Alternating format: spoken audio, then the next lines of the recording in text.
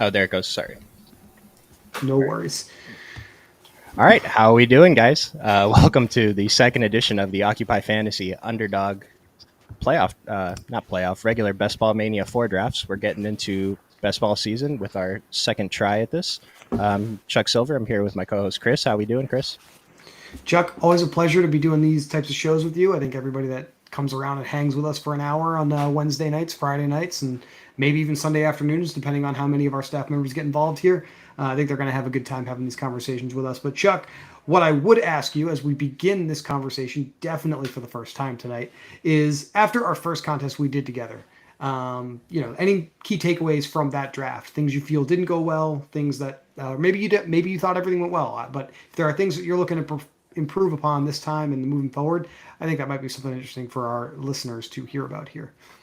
Well, number one, it's really hard to draft and think ahead a few picks while you're streaming draft. So that's one thing I'd like to focus on a little bit more today. I think it's going to help. We're only going to draft one team together today, so Mm-hmm. we should be able to at least look a few picks ahead and see what's going on there. And then I was talking about my quarterback situation isn't great with my first team. I have Russell Wilson and Derek Carr, and I think the other positions actually ended up okay. I liked it a little bit more once I reviewed it after the stream. But it's just with those two quarterbacks, Russell Wilson and Derek Carr is my only options. I'm not really competing for a regular season prize, and then it's going to be really tough to compete during the playoff weeks too. So I kind of wish I took a third quarterback. But other than that, the draft went okay. You know, we got some stacks, some possible week 16, week Mm-hmm. 17 matchups. So, what about you? What do you think about your team? Well, kind of similarly, honestly, I feel very good about my Josh Allen mega stack with Diggs, Gabe Davis, and Dawson Knox. However, I mean, I did make a little bit of a bet that Trey Lance is going to play for, I guess, somebody this season. Not feeling so good about that tonight after kind of reviewing the feel amongst the San Francisco beat, and then my God, Chuck, we see that Sam Darnold's hanging out at the Warriors game, Lakers game the other night with George Kittle and Christian McCaffrey. I mean, I could not be feeling any worse about Trey Lance's future, at least with the 49ers going into 23. So I think I'm going to have to take that into account and probably start mixing in at least a little bit of Sam Darnold if I want to Mm-hmm. stack with 49er players here moving forward. But other than that, still just kind of like feeling where ADP is at this point and seeing where players go. I still think we have a little bit of an edge here on most of the field with some of our buys and some of our fades here at Occupy this season, personally. Yeah, I think so. And when Chris mentions the buys and fades, it's kind of just do we think this guy ends up at a higher ADP in a couple of weeks or by the end of draft season or lower ADP? And if we can get Mm-hmm. value on these guys or fade the guys who we think are going to fall and then draft them later, we're going to be looking pretty good. So, I'm going to go ahead and jump into a draft here if anyone wants to join us. Let's see what pick we get tonight. Hopefully, a little different than four or seven, because that's what I had the last time. Maybe we get a little bit of a different build going here that we can talk through. Yeah. Travis Kelsey in round one last time, Chuck. I mean, is that something Mhm. you think you will do a lot? I mean, we have no real reason to expect his usage to change for the Chiefs, but the age there, he's starting to defy the odds in outlier ways here, right? I mean, Mhm. it is a little bit of a crazy projection for him, but not really a ton of receivers for Mahomes that feel like they're going to steal the market share if Kelsey's healthy. So I get this ADP. It's where it was last year. I just find it hard for me personally to pull the trigger on him in that spot right now. Yeah, I went back and I actually looked at how much I took him in big board, and I have him 7%. The average is going to be 8.3, so I was slightly below basically with the field though. So it's not something I'm going to do every time. Mm-hmm. One thing I'm not sure. So I mentioned I was between Tyreek Hill and Travis Kelsey, but Cooper Cup is still on my mind as a great pick. It's just he's usually going to be there at 6 or even 7. And so when I have pick 4, it's kind of like I know I'm going to draft a lot of teams in this tournament. So especially with the first round, you don't want to get too concentrated into a few guys. You want to stay relatively close to that 8% exposure to every guy.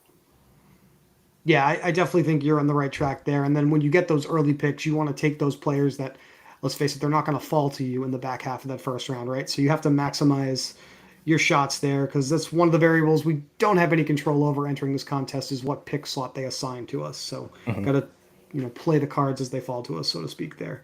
Looks like we're still waiting for a couple of people to enter this contest tonight. Totally fine. Speaking of the big board, which I know you entered quite a few lineups in, Mhm. Curious if there are any key takeaways for yourself building lineups in Best Ball Mania.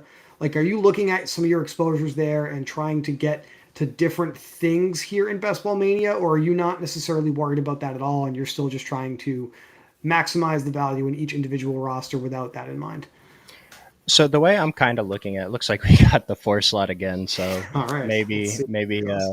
one of these top three picks will be available. But with the big board, since it's so early and a lot of the information we're using the draft isn't really quantifiable. This guy looks great. This guy's 40-yard dash is this. Like we didn't know where the rookies were going to go, and so we're taking a lot of shots and just really shooting for upside. And I was okay going well over what a typical exposure would be to guys that I like. In the first rounds, I think I had 17% CD Lamb, and that was like my Okay. highest stand in these first few guys. But then by, once you're down at pick 170, 200, uh, I might have, I think I had 30% of a couple guys, 25% of a couple guys down here, where I'm not going to do that in Best Ball Mania or in the puppies. And I also kind of treat it like this. I'm starting over right now. Those big boards already happened. Those exposures were Right. based on the information we had at the time. And so now I'm going to try to build, I'm starting over with my exposure portfolio, basically.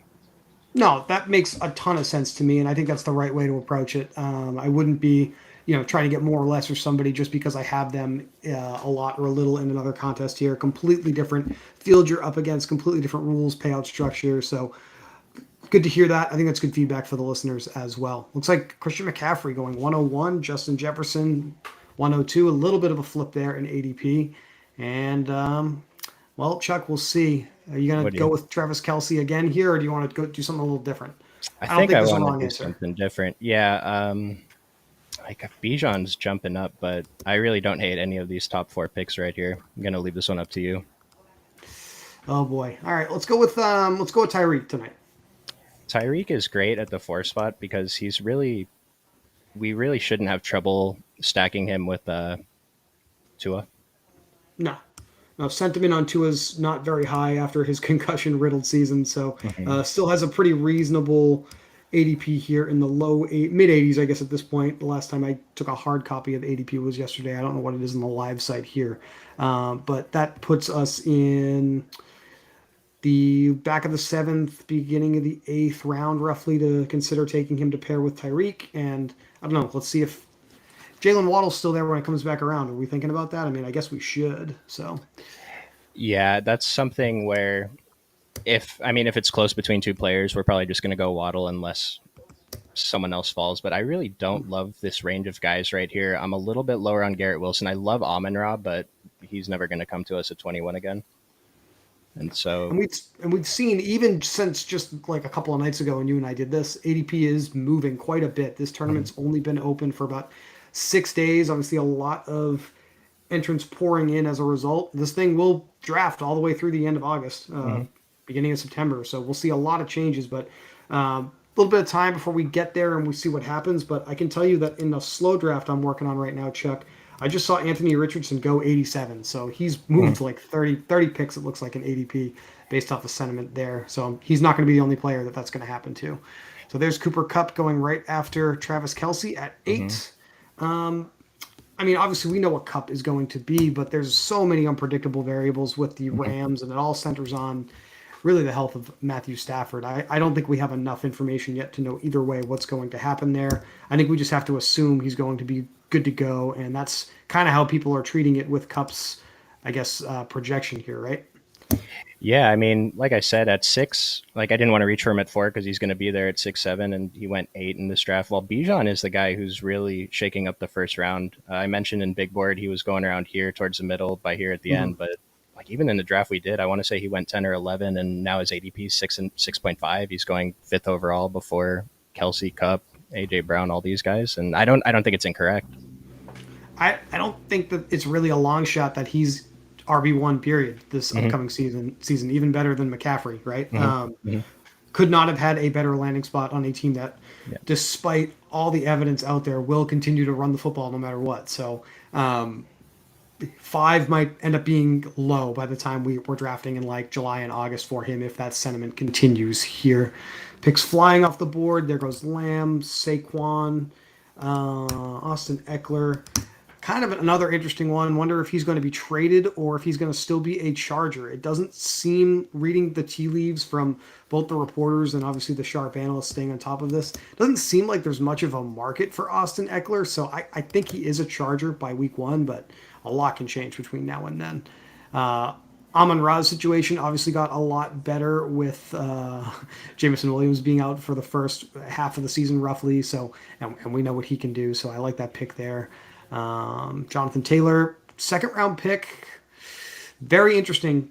Number one pick last year, right? I mean, there was a little bit of debate there between him and CMC, but that's got to be a little bit of a combination of disappointment from last year, so he's going a little lower. Plus, do we see reduced expectations and workload and production for him, even if he bounces back a little bit because of the presence of Anthony Richardson? I think that is definitely something that's weighing on my mind as I think about taking Taylor this year personally myself. Right. My thought. I feel like Taylor's a good value at 16, but I still have trouble clicking on him. So Because this is also the spot where these, and right on cue, these quarterbacks tend to start going.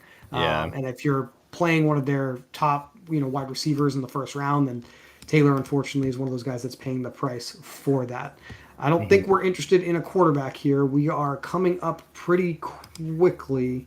We have Waddle is, well, we'll see. We got a couple of picks to go, but he is maybe going to be there for us. Yeah. It I, looks like he's here. Are we I like taking him? him. Considering ADP, he's probably the best receiver in this ADP range. I have him slightly ahead of T. Higgins, who goes about 6 picks after Waddle, slightly ahead of Chris Olave, and by slightly ahead, I'm looking at an average of like, zero point 0.3 fantasy points per game. So virtually identical projections, really, for me in my way too early season-long projections here. I think we have to, you know, as everyone is talking about right now in the best ball live stream streets, draft as if we are correct here and that Yeah. the Dolphins are going to be the best team to have in our lineup. And now we've got the ability to really maximize that and hopefully get Tua Tagovailoa in a couple of rounds here. We may even be interested in taking Tua almost a little too early just to make sure we get it, frankly. That. Yeah. That's one thing. If we only had Tyreek, we could, because I think Tua's usually going around here. We could take the risk if there's someone else at 76 we like and hope he's still there at 93. But now that we really need to lock up the Dolphins stack, we probably got to reach for him Yeah. by a few picks, which is fine. And Yeah, then for and our, that's just in general something I'm fine doing, reaching up to a round on somebody if it makes my lineup work better. So and the thing is, a lot of people aren't doing it. And I saw something on Twitter. The meta changes every year, but uniqueness is going to be a point a lot of people are trying to make this season. And so, if you're taking picks that usually don't go, over here, you can get some unique combos. And thinking about it for Week 17, but that's something that's I think it's one of the later things you want to do when considering your team. And so, are we looking? I actually don't like T. Higgins, I'm okay with, but DK Metcalf, I'm a little bit worried about. I recognize he's probably going to be great for the playoff weeks for that spike ability, and the Seattle offense is going to be great, but I think he's going too early here. And so, I really prefer a running back in this range. And I think I know who you prefer here. it's close for me. It's between Derrick Henry and Ramondre Stevenson. I think in our last show together, I took Derrick Henry. What do you think about Spears? I know you. I think you drafted him in the last draft we did together. Do you think there's a real threat to Henry's production there? Because unlike Stevenson, the Titans did add somebody to compete there. I think he's probably going to fill in that, was it Dontrell Hilliard role? Just, Mm. maybe catch some passes, but he's not going to be a real threat to Derrick Henry as long as he's still Derrick Henry. Are we going with Henry? My vote here would be Stevenson. Actually, I'd like to see what Okay, we let's do it. land on here because Let's I do think it. he's going to have a pretty dynamic role, a little bit more active in the passing game than Henry has really ever been for the Titans. So, I and like now we it. get something a little different than we had in our last show. And just thinking about the AFC East here, Mhm. maybe targeting at a little bit of an unknown, but a hopeful Week 17 matchup here with the Patriots and the Dolphins as well. Right. That would be probably, I mean, best case scenario for this team, the number one offensive player on the Patriots with, the entire Miami offense. All right. That So, quick turn on the back end there is tough for sure. And there yeah. goes DK as we were just talking about him, right? There are some receivers that I think the receiver rankings are kind of all over the place right now, Mhm. largely tied to, I guess, expected win totals for some of these offenses. But for example, like I still have pretty high rankings at this point in the draft on someone like Terry McLaurin or Chris Yeah. Godwin. I don't Mhm. think the Commanders and Mike Evans, for example, and the Bucket. I don't think the Commanders and the Buccaneers have high expectations for betters, fantasy players at this point. But the ball's still got to go somewhere, and these are still the guys on these offenses with the largest roles at receiver. I'm kind of okay being a little ahead of consensus on these guys personally in this type of contest. Oh yeah, at ADP, I think those guys that you just mentioned are smash picks compared to a couple of these guys going in these 2 3 around the 2 3 turn, I guess.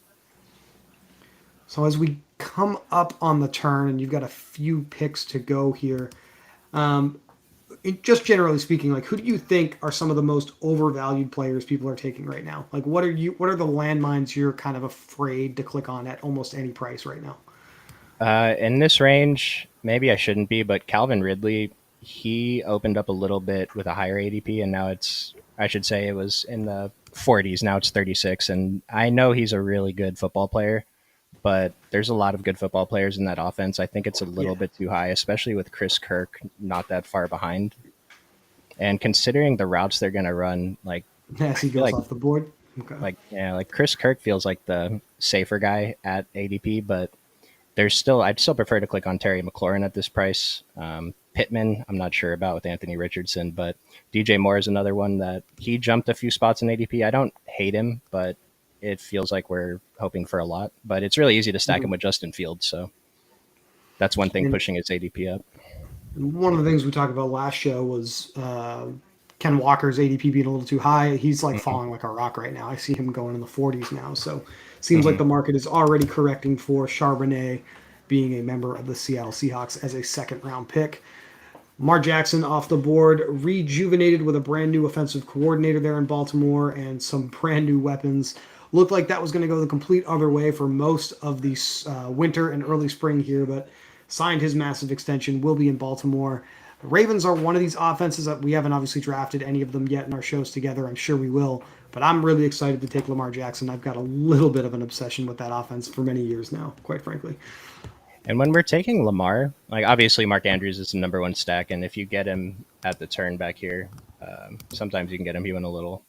I guess he went where he's supposed to, but the point was all the receivers for Baltimore are going in this 100 range right here: Zay Mm-hmm. Flowers, Beckham, and Rashad Bateman. And so I think these will separate a little bit more as the summer goes on. But just figuring out, I mean, it's hard to figure out who, but I don't know. Do you have an opinion on one over the other two by a bit? I think the fantasy industry is drawn to the sexy new toy right now. That's why Zay Flowers is going first. And I do Mhm. think rookies in general are somewhat undervalued in these contests, at least when they begin. Mhm. But I do like Bateman the best in this group. I think he does have slightly higher draft capital than, I'm pretty sure he has higher draft capital than Zay Flowers. I think he was a first round pick for the Ravens. Could be Yeah. wrong on that. I'd have to double check that. Haven't really seen him healthy for them. So my projection is slightly in favor of Bateman, Flowers, and then Beckham in that order with those Ravens receivers. What do we Okay. want to do here, Chuck? A lot of different directions we can go here. You were saved from taking DeAndre Hopkins again, so that's good Yep. at least. I was kind of hoping someone like Gibbs would be there for us. I'm Yeah. intrigued by him, Yeah. but we obviously have a decision to make here. I mean, I'm my default pick here is probably Jerry Judy, but not it going to just argue with that pick whatsoever. like I said, I talked about DJ Moore. Just he's a number one receiver, but what does that mean? And then Christian Right. Watson.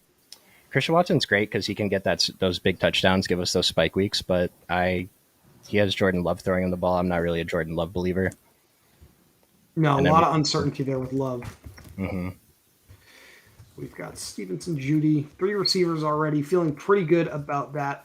A couple of years ago, Hayden Winks, who is one of the content creators Mhm. employed by Underdog contest, content provider that's sponsoring the show today, he posted something based off of Best Ball Mania 1 data that has always lingered in the back of my mind. I'm curious what your thoughts are on this idea of coming up with an overarching golden rule for drafting your lineups for these types of contests. And what he came up with at that time was You want 4 wide receivers by round 7. We are Mhm, well on track for that mhm. here, but I'm just curious in your experience, do you find that to be the case? Do you want to maximize your wide receiver picks here early, or are you a really no intentional position selected guy? You just taking the best player as they fall to you?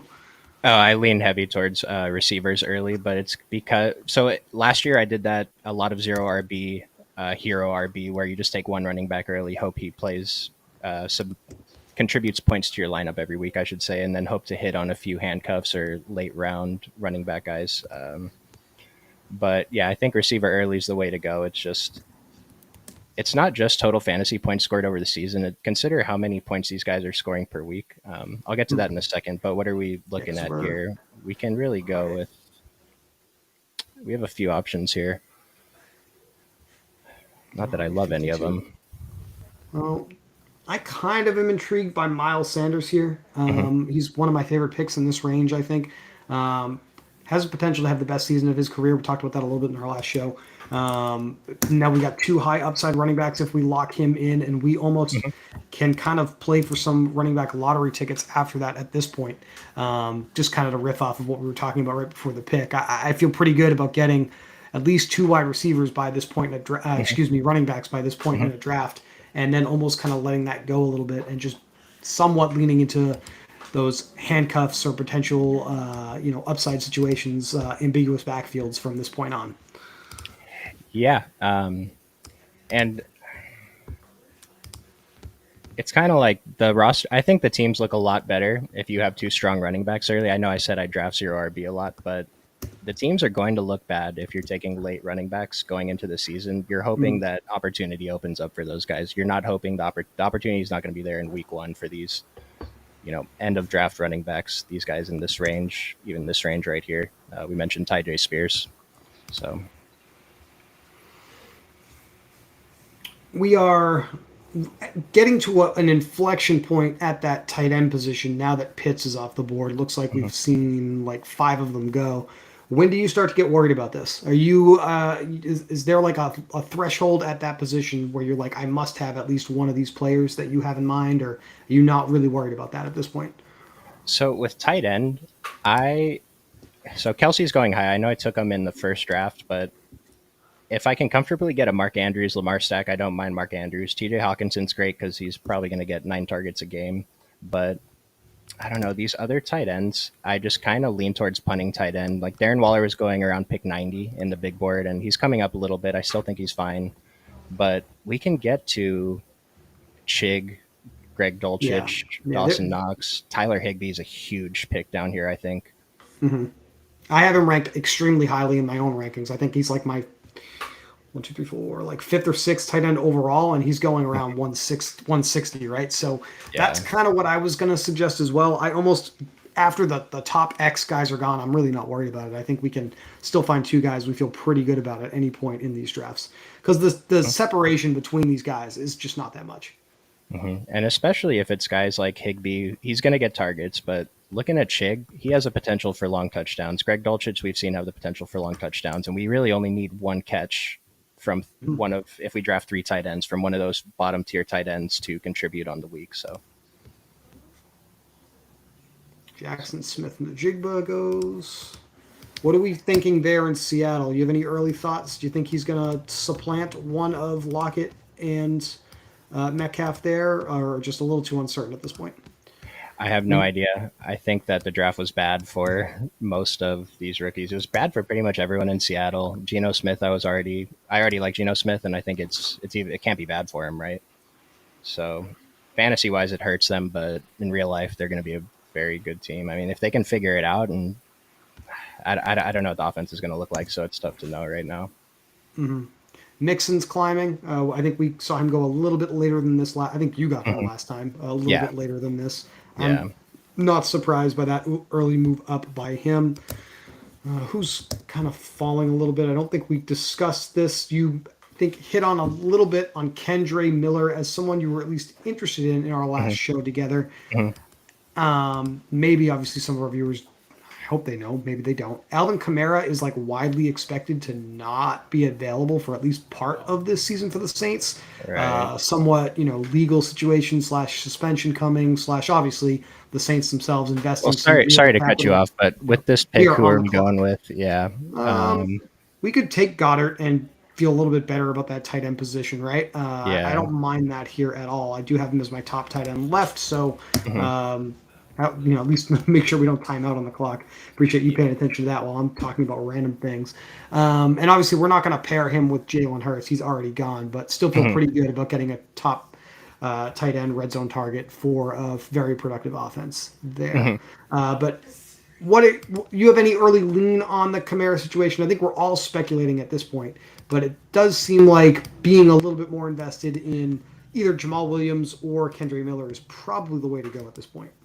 Well, here's the thing: if he plays, even if he's in kind of a committee, he's probably a pretty good pick at this position. But Mm-hmm. I don't know. I kind of agree with you. I mean, Jamal Williams looks great, and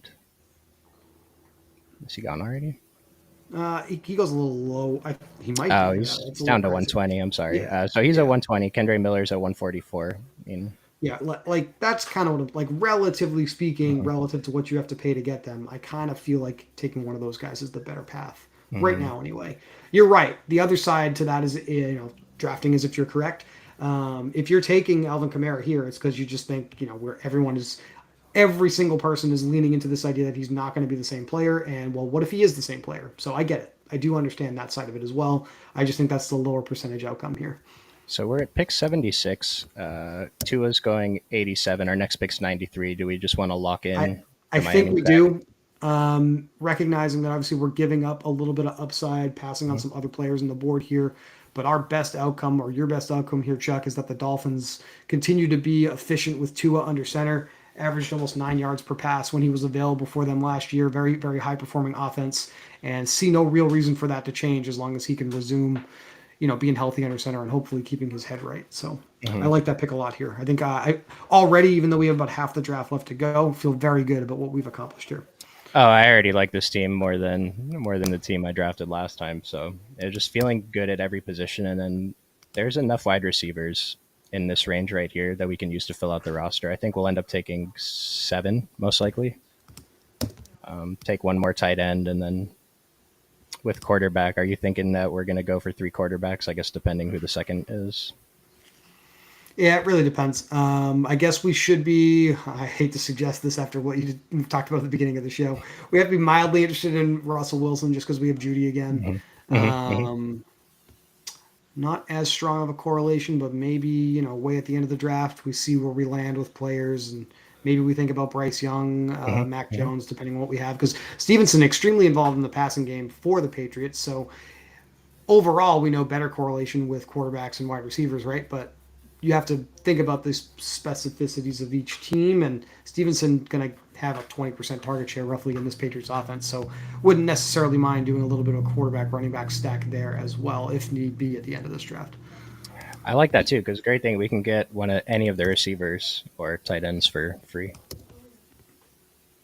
We see Deontay coming off the board. When I was reviewing final season data from last year, we all I think knew it at the time. I was shocked that Deontay didn't score any touchdowns last year. That's playing a big role, frankly, into his perception. He was still the wide receiver one there. I think we Hmm. have to believe Kenny Pickett is going to perform a little better in year two, and Deontay is coming up on playing for a contract here. So I feel like that's going to one of the better regression candidates, if you will, in a good way at the wide receiver position, even if it's hard to feel good about Deontay Johnson right now. The math suggests we should. He was one of my larger leans in the big bar drafts was taking Deontay Johnson, him, Mike Evans in this range. The problem when you go heavy on guys like Deontay Johnson, I expect him to beat his ADP, but I didn't end up with much of the guys around him. Right, not as much Mm-hmm. Kadarius, not as much Traylon. I still got to Marquise Brown because he was one of my targets, but that's the other downside of going heavy on one guy. Just consider the draft capital.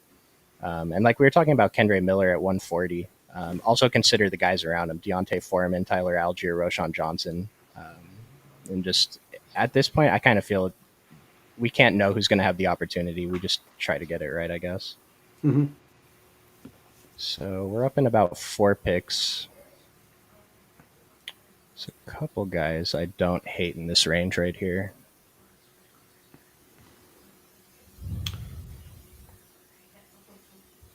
I will find myself. I'll be one of these Buffalo Bros that drafts a ton of Gabriel Davis in here. I've made Josh Allen the cover boy of the show tonight. I love it. He's one of my favorite picks here, but I don't know if I love leaning into that when I don't have Josh Allen here. Hmm. What are you leaning towards here? Because we're at a range in the draft where I'm not passionate about any of these specific players right now.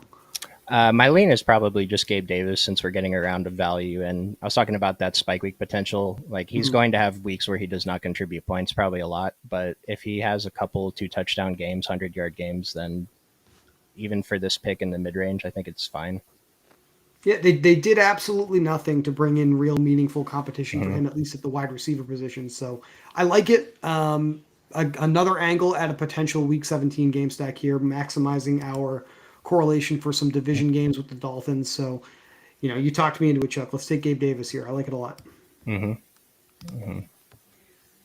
David Montgomery, I don't hate. I think I'm more interested in Gibbs, but we can kind of see Dave Montgomery's falling while Gibbs's ADP is going up. So this is value.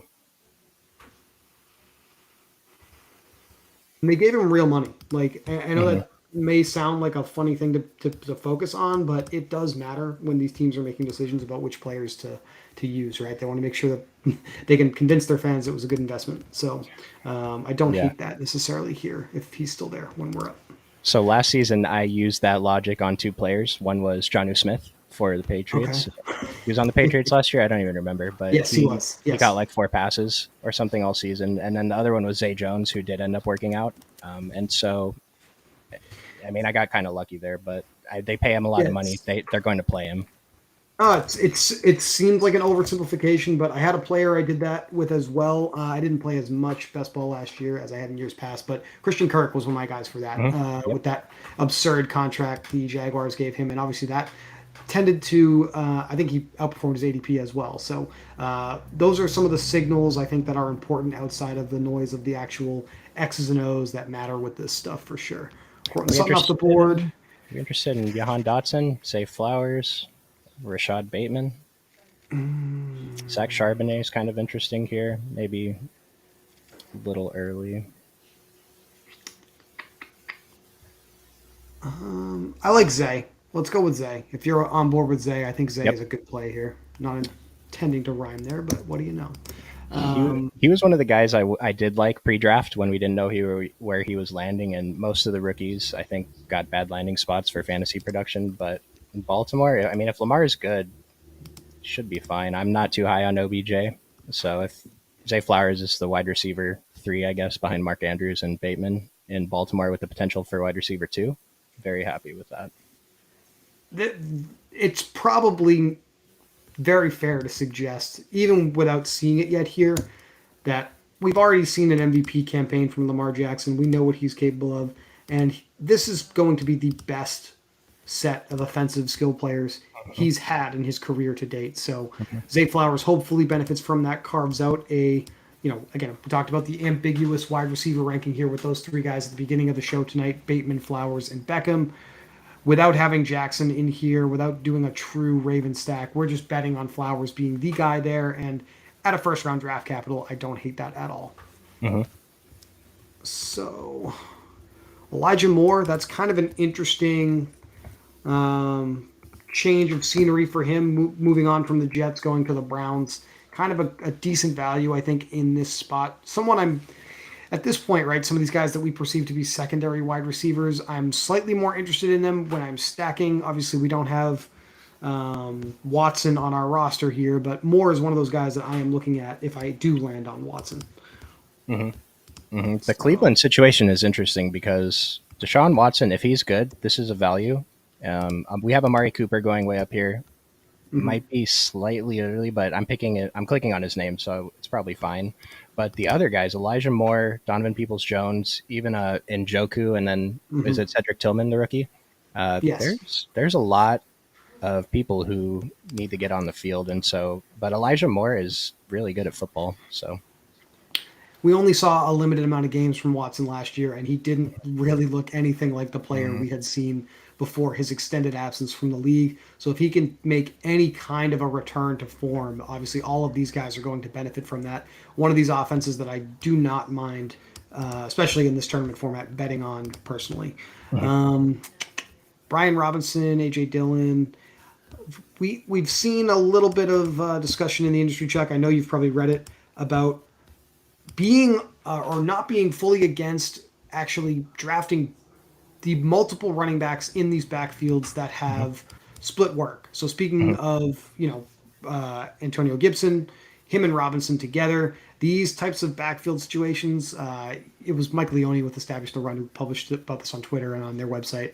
Great creator, great researcher. What is your takeaway from some of that stuff? Drafting into these backfield situations doesn't seem like the field does it enough. Seems like it actually is worth considering because these players do not really take away from each other's production because they play in different situations, right?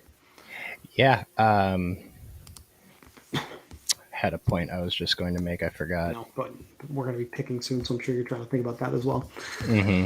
Oh, I think they're mostly values. If people like, they are going to split the work, but we're not looking at the total points scored on the season. If this guy, like for example, if this guy scores 10 points every single week, but then player B alternates between 20 and 0, 20 and 0, we're very interested in the guy scoring 20 points every other week. We have other guys on the roster to fill out those positions in the weeks he scores 0. And those weeks where he scores 20 are going to help us more than player A, who's only giving us 10, might not even contribute to a roster most weeks. One thing about flex, if you have a 20-point score in your flex position every single week, then you're going to win your pod. It's No, 100%. And thinking about the usage, just sticking with Gibson and Robinson for a Mhm. minute here, like you're almost increasing your floor a little bit with those two players combined because Mhm. you're guaranteeing you're going to be in a game script where one of those, at least one of those guys, is going to have a favorable outcome. In theory, anyway, that's the thought, right? Mhm. So I kind of thought that was one of the more interesting things I read this week. And I don't have any problem, frankly, reading a ton of the content in this industry that our Oh, competitors are putting out there. I mean, we're all out here trying to accomplish the same goal, and there's just a ton of rich data and research being put out there. So, frankly, I would think it's a mistake if you're not leveraging some of that, especially the free stuff that everybody's putting out there. oh yeah. Are we thinking about none of these receivers are that appealing right now? How do we feel at running back? Is there anyone that stands out to you? I know we're a little thin at this I'm very point. comfortable going with any of these three. Yeah, I think any of these three are great. Third whip backs, Jamal or Rashad. What are your thoughts on Madison? Do you like him?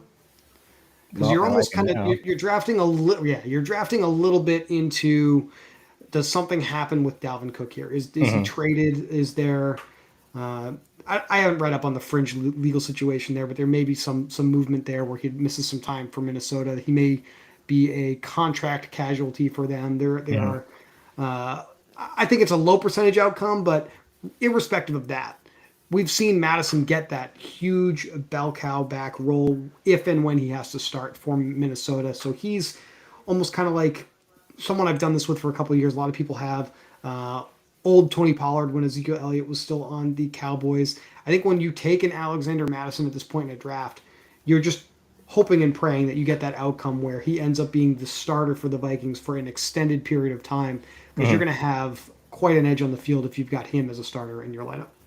And one thing to note about that is his ADP is jumping. He was not. I don't even think he was at 104 when we drafted a couple nights ago. We got him at 117. We got a full round of value on him, and so even though his ADP is coming up because of a rumor, we still, hopefully that comes true and his ADP jumps even more. We got great value, but either way, I'm okay with it. And then looks like those two running backs are still available if we like either one or if we want to go with a second quarterback. Aaron Rodgers off the board. What what do you think about Kyler Murray? Because we're coming up on him, and I think in these types we don't have any of his, receivers, so we missed out on that. So maybe we don't take him here, but there's a lot of upside there if he returns from injury a lot sooner than expected, right?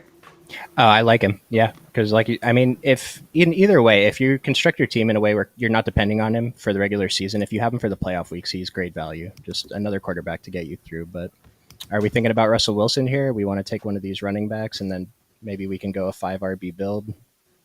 A little bit of correlation with, I mean, if we take Miles Sanders, I kind of like that here, to be honest with you. Taking I another think running back. not Miles Sanders, excuse me. I'm thinking about Philadelphia. Penny. If we take Rashad Penny here, that's kind of I All think right, my favorite pick on the board at this point. let's do it. And then I don't think we're going to be too worried about outcomes there at the running back position. Uh, Penny or Swift, right? That's kind of the. If we had taken Swift earlier when he was still on the board, I would not have been interested in Rashad Penny. But since we Right. didn't, we get him here, and we hope that he is the guy for the Eagles in 2023. Touchdown machine, Jamal Williams. Obviously, if there's not as much usage for Alvin Kamara, that's a good thing for Jamal Williams. But there is the Kendre Miller factor, and it's going to be hard for Jamal Williams to repeat the absurd touchdown performance he had in 2022. So I don't think his ADP is poor here, but he's not someone that I'm trying to reach for in my drafts this year. Zay Hey, noted. Jones, I'm just trying to keep up with the things that have gone off the board here because I've kind of been ignoring that while I've been talking a little bit. So we do need to think about QB2 at some point. If Hmm. Russ makes it back to us, just because we have his top weapon, I don't Yeah. mind that here. Is there anything else that you are thinking about at this point, though? No, I'm pretty comfortable. I know we're going to get two more receivers towards the end. Maybe we find another stacking option for whichever other quarterbacks we get. So, and the top of our receiving core is pretty strong already. And the other thing too that I don't think I mentioned yet, or that either of us have mentioned about, is a lot of players I think default to, all right, we're going to have four receivers in play every week because the fourth receiver is going to be in the flex. But if you look Mhm. at the numbers, the running back actually ends up in the flex quite a bit. And so it's just another thing to consider. Like I said, we want 20 points in our flex every week. We're not going to get it, but the running back is going to fill that flex more than you think it is. So it's okay to draft a few strong running backs.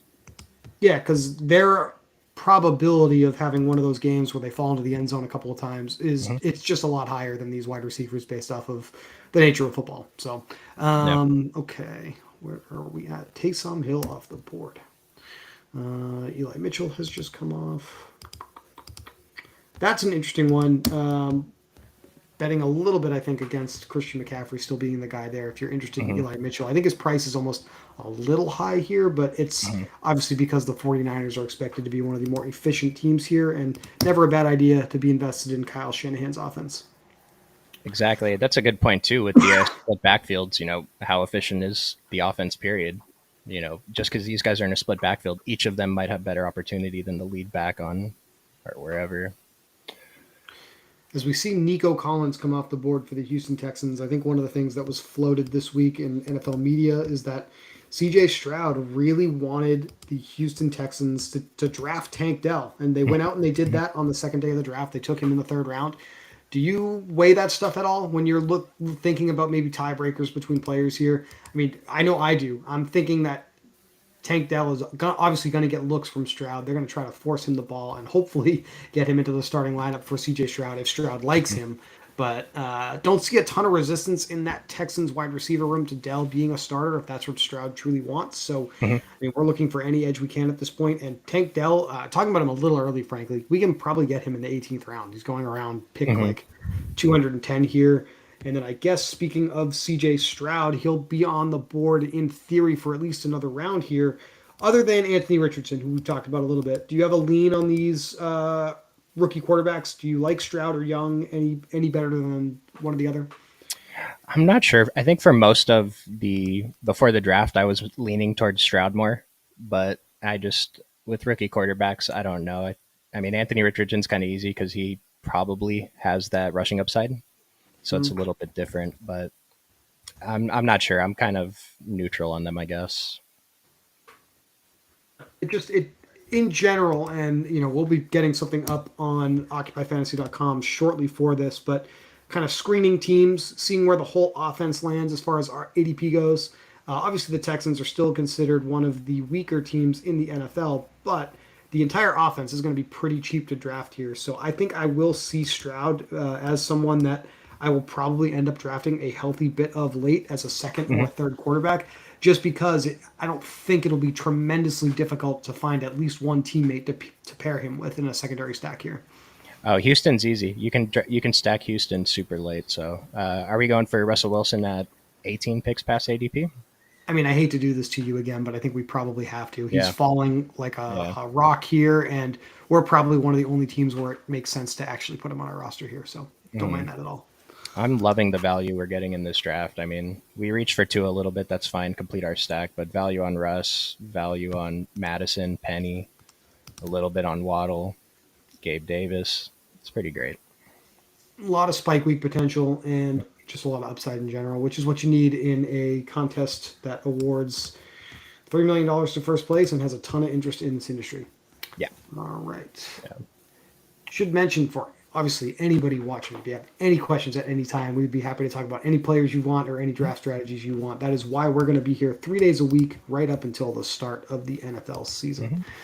Irv Smith, a new weapon for Joe Burrow at the tight end position.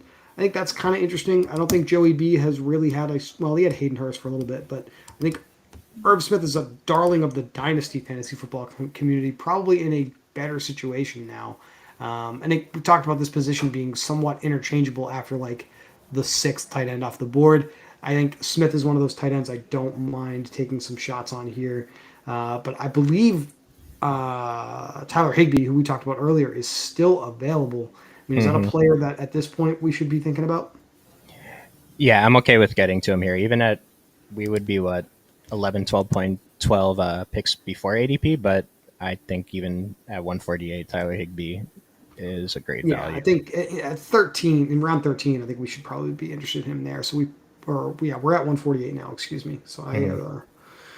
I don't mind that whatsoever. And then we can move on from tight end and not worry about what happens there for the rest of the Mm-hmm. night, which is a position I like to be in, frankly. I don't mind taking tight ends towards the end, but I do feel pretty good about being able to take some shots on true lottery tickets at running back and Mm-hmm. some of these wide receivers with upside as well. So now that we're probably locking in Higby, it doesn't sound like you have any objection to that. What Nope. are you looking for next? Are we in a position where I know we took a healthy stable of backs here early? Mm-hmm. So are you leaning towards more or less wide receivers now? Have you? I know you mentioned 7 earlier, but is that still kind of the number you're focused on? Well, if we're going two tight end, we'll draft probably one more running back, maybe two, depending on what's there. But maybe we end up with 8 receivers on this team. Are you thinking a third quarterback? Uh, we could. Obviously we are well invested in Miami's upside, so I Mm-hmm. don't know if it makes a tremendous amount of sense, but it would definitely be at least some insurance on, I guess, our backup quarterback if we don't have a ton of faith in Russell Wilson, which Mm-hmm. it's kind of hard to have a ton of faith in him after what we saw through all of last year. So maybe we do experiment a little bit with the 3 quarterback build and see what it looks like, as long as we're correlating. Yeah. The thing when I am looking at the third quarterback, I'm mostly thinking about those playoff weeks, just a third Mm. shot at getting that, I don't know, big score. I mean, the winner last year, Pat Kerrane, he had Daniel Jones and Tom Brady. He had a third quarterback, I think, on that team too. But I mean, those were both the two best quarterbacks in Week 17. Obviously, he hit the nuts, but just having those guys get you through to the next week is pretty huge. We have Russ, we have Big B here. I'm just trying to think about what that would be for us as Thielen comes off the board. Thielen's a guy I'm out on. You mentioned Yeah. you're high on DJ Shark. It just I think he's such a better pick at ADP. Yeah, Chark, and then he's already gone as well. But the rookie there that they just drafted early, Jonathan Mingo, is Mm-hmm. probably going to play a big role as well. Mm-hmm. And it's never a bad idea unless they're a true outlier player to be a little lower on these guys that are 32 years old or older. Right? It just seems to Mm-hmm. be when the receivers start to fail. Nothing against Adam Thielen, been a great player for a long time in this league, but it's just he's not a good fantasy pick any longer. Mm-hmm. DPJ comes off.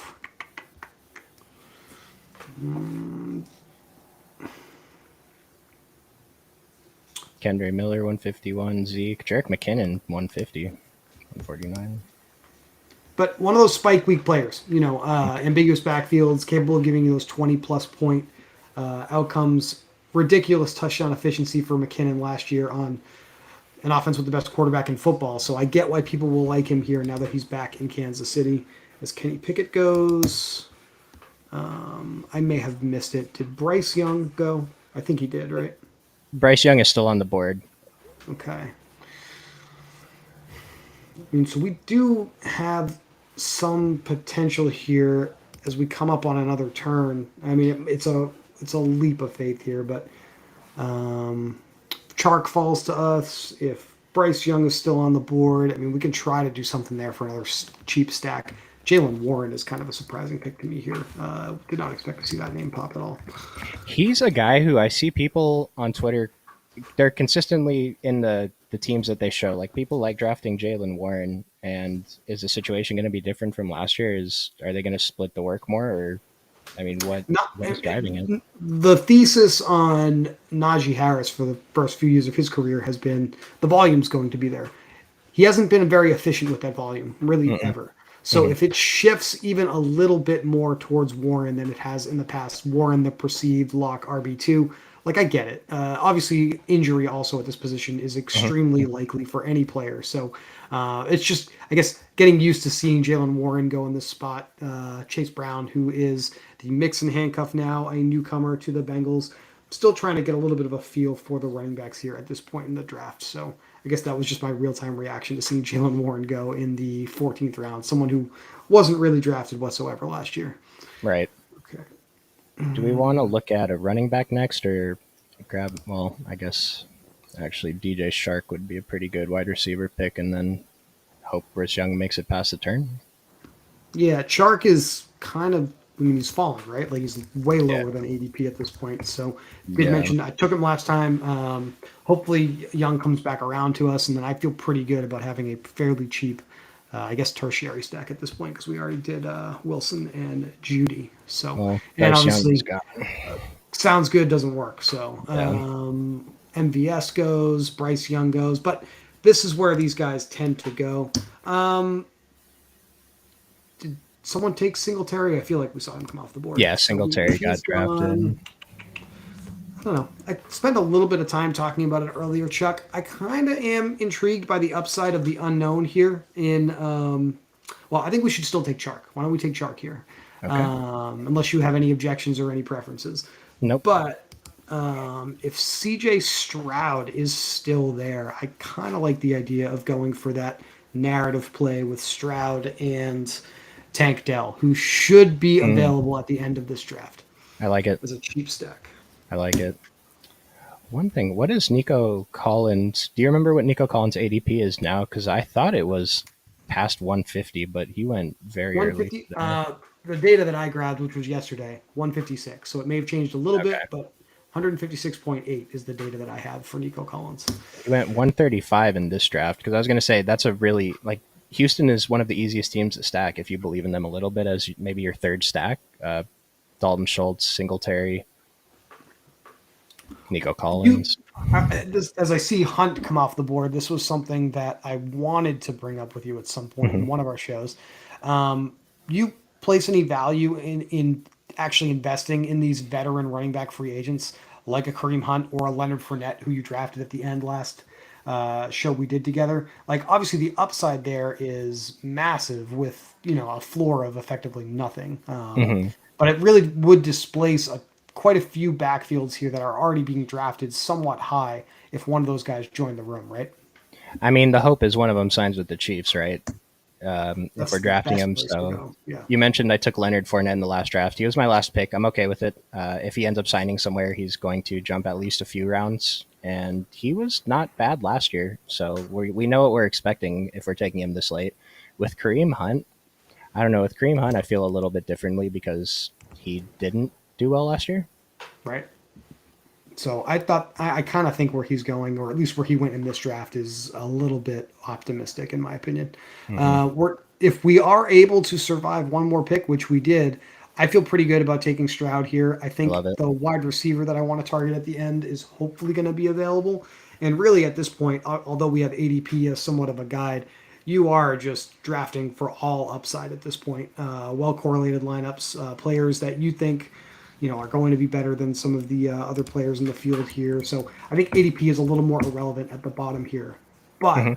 as we talked about with your exposures in the big board, and I know one of the things I'm personally susceptible to is drafting the same guys a little too much at the Hmm. end. When I look at my portfolios, typically the players that I'm the most exposed to are the guys at the end of the draft. Like if I am really high I'll use Tank Dell again. We've talked about him a Mhm. little bit tonight. I don't want to end up with 150 lineups and have Tank Dell in like 33% of them just because he was free. So maybe that's not correct, but that's one of the things I know is one of my weaknesses is I tend to draft way too much of the same player at the end of a draft. I do too. I'll fall into kind of like the flavor of the week. I did 7 drafts this week. This was the guy who was on my mind at the end of drafts. Next week, I read something, some little news tidbit. One of the best ball content creators said, "Oh, okay, I'll start drafting this guy a little bit," and it just kind of changes week to week. But I know what you're saying. I try not to do that. I try to be aware of it. With tight end is where I really fall into heavy exposures on the late end guys because, like I said, I punt tight end a lot, and the late tight end targets I liked were all there. I don't really like them anymore. Like Hunter Henry was awesome before Gesicki signed. Could still be awesome at ADP, but these guys are not as appealing as they were a few weeks ago. What do you? I guess just because I see him on the screen here, do we like Trey McBride slightly more than Zach Ertz at this point? I know we're really splitting hairs here at the end of a draft show, but I Yeah. think you almost have to, based off of where they are in their careers. McBride did come on a little bit stronger at the end of the season there. It does feel like it's very possible that he is just straight up the starter there for the Cardinals now, and he's another one of these tight ends, to your point, Chuck, that's basically free at the end of these contests. One thing, yeah, with drafting early is regarding Zach Ertz. I mean, he's probably going to play this season, right? But if he doesn't, Trey McBride becomes such a better value than this, and then your Zach Ertz roster spot's just dead. Right. So usually my answer is going to be the younger, not injured guy. But it the would, the player that is less likely to kill your roster before mhm, the games mhm. even begin, right? So, okay, Because that's a big thing I saw people talking about on Twitter, and you can easily find it. I'm not sure who posted it, but something like the earlier you draft, the more likely you're going to have dead spots for the playoffs. It's just players get hurt in training camp, off-season workouts, get traded, lose their opportunities, stuff like that. And so that's something to be aware of. Like we talk about risk a little bit last time, and we're drafting early. We're taking a big risk just by drafting. So kind of try to limit the risk while still shooting for that upside. what's funny, Chuck, is I think I read the same piece you're referring to, and Mhm. that's the problem. I would love to give credit to whoever read it, Yeah. whoever wrote that, but you just got all these things start to blend together. So if we remember who wrote that piece, we will make sure we shout you out on the next show for sure. Taekwon goes, Jake Ferguson. Got a few picks until we're up.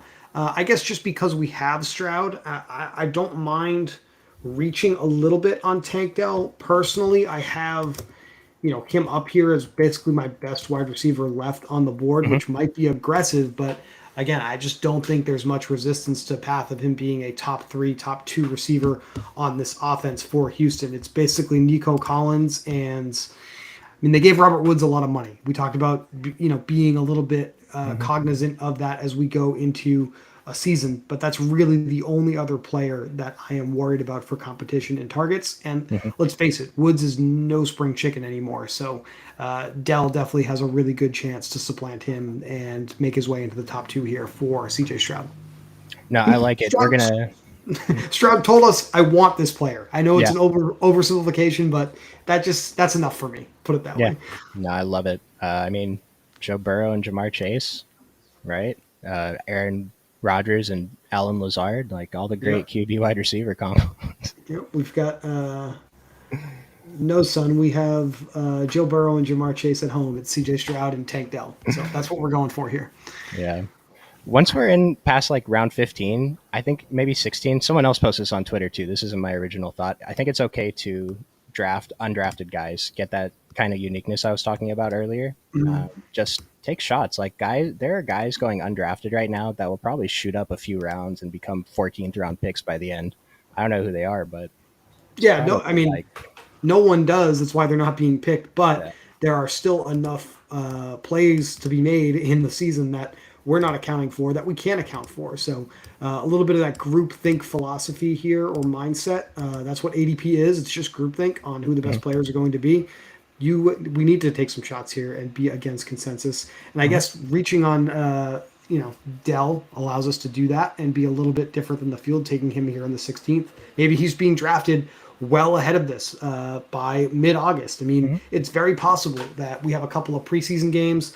the Texans roll the offense out there, and we just see immediately for a couple drives, oh, Dell's going to have double-digit targets every week. His ADP will change dramatically if that happens. Now, Mhm. obviously, that's what you and I want now at this point, Yeah. but that's just a prescient example on mine. Things like that are going to happen between now and the season. There's just a ton of time left.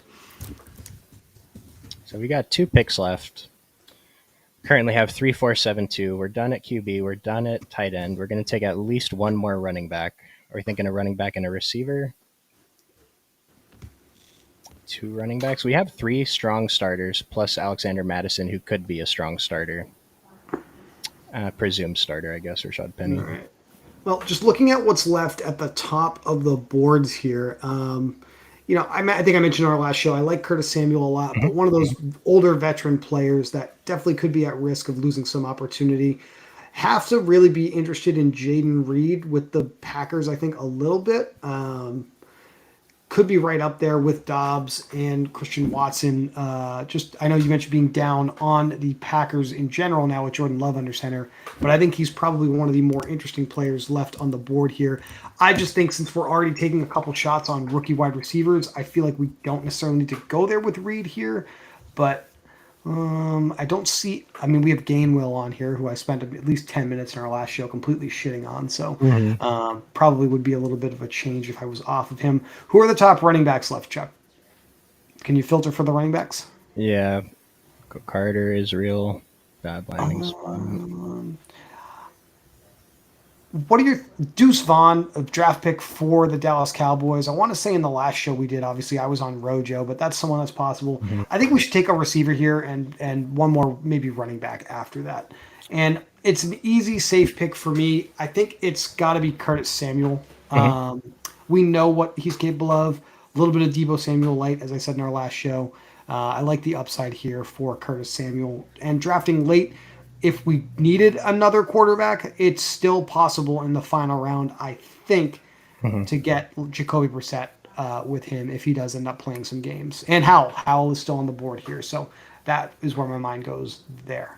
CEH with the Chiefs. I know I saw you hover over him a little bit. Mhm.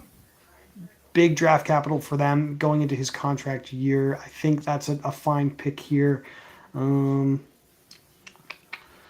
Latavius Murray was signed by the Buffalo Bills. One of those players that isn't really being drafted whatsoever, Mhm. but a decent running back who came on strong with the Broncos at the end of last season.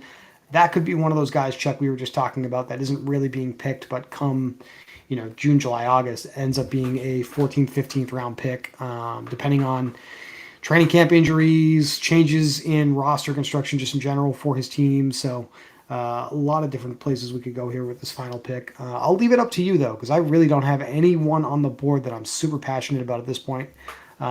We could go back to the last player I was talking about and just go with another wide receiver and take the upside of Jaden Reed. I don't think that's a bad idea either. Mhm. But Mhm. I guess I've gone over a few of the players that are on my mind at this point. Plenty of options left.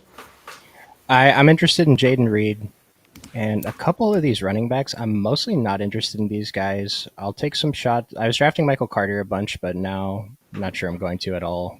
Clyde Edwards-Helaire looks okay as a great risk this late. Latavius Murray said with the Bills. I like Chase Edmonds kind of down here, Okay. not getting drafted Yeah, that much. I don't mind that. We know that there's passing game upside. Hmm. Meanwhile, I'm in absolute shambles here, seeing Trey Lance go at 200. This is not good, Chuck. Trey Lance sentiment could not be any lower than it is right now. Nope. Okay, Jaden Reed goes to a very sharp player right before we come back on the board, so that's not going Hmm. to be possible for us. So, talking a little too loudly for Dark Sheep, who takes Jaden Reed. I do like that pick though. Okay, Mac Jones off the board. Again, So lottery tickets. Let's think about, what could be something that works out really, really, really well here. Is it Deuce Vaughn with the Dallas Cowboys? They invested a pick in him. They have a clear hole at a position where they're going to split it. They don't want to give Tony Pollard, 300 carries. It's not going to happen. So who's going to be the other player there? Is it going to be Deuce Vaughn? Is it going to be Ronald Jones? Is it going to be Malik Davis? The safest thing to tell you is that nobody really knows at this point. But I think maybe one of the players that is a little safer to bet on is probably Deuce Vaughn because they just invested real draft capital in him. You going Deuce Vaughn over Chase Edmonds? Like I'll I leave think it. I'll leave it up to you. I think we know. yeah. I'm fine with either one, but Deuce Vaughn is where my brain is at personally. Okay. Yeah, we're gonna go with Deuce Would Vaughn. be a running back on an offense on a team that is actually perceived to be one of the more successful teams in the league this year, compared to Tampa, relative to Tampa Bay anyway. And we probably can expect. This was the same scenario I laid out for Ronald Jones when I drafted him, but they probably will run the football a little bit more in 23 than they did in 22 with the Mhm. new offensive coordinator. So Deuce Vaughn as a 18th round lottery ticket is not the worst pick in the world here, in my opinion.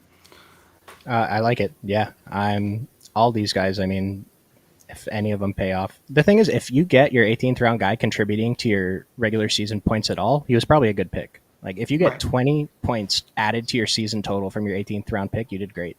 Right. You're probably getting more than at least 10 of the other Mhm. contestants that we're up against here. Mhm. Robert Woods going right before us here. Again, just way too easy.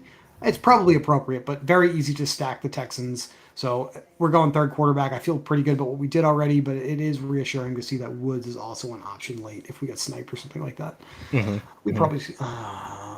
All right. I think we're going to wrap this show on taking Deuce Vaughn. Chuck, we will be back, it sounds like, on Sunday afternoon. What are you looking out for over the next couple of days, weeks, months in best ball? What do you pay attention to the most that shapes your decision making that the listener should be aware of? Well, if you're drafting every day, then you should get pretty familiar with the ADPs, see who's changing. I mean, we drafted 2 days ago, and some of these ADPs are already changing. The contest just opened, so the changes are going to be more dramatic right now. But just kind of paying attention to the flow, see like if certain guy we're drafting Deuce Vaughn, right? Yeah, let's take Deuce Vaughn. Deuce. Like certain guys going higher than ADP. I mean, we've been talking about Anthony Richardson. Everyone's talking about him. His ADP is going to jump. You probably have to reach if you take him. So just understand, like his ADP is jumping. So it's like, oh, I could have taken him last week. I don't want to take him now. I have to pay an extra round. But he's probably still going to move up from there, and you're still going to want him towards the end of the summer. I'm thinking of Damian Pierce from last year.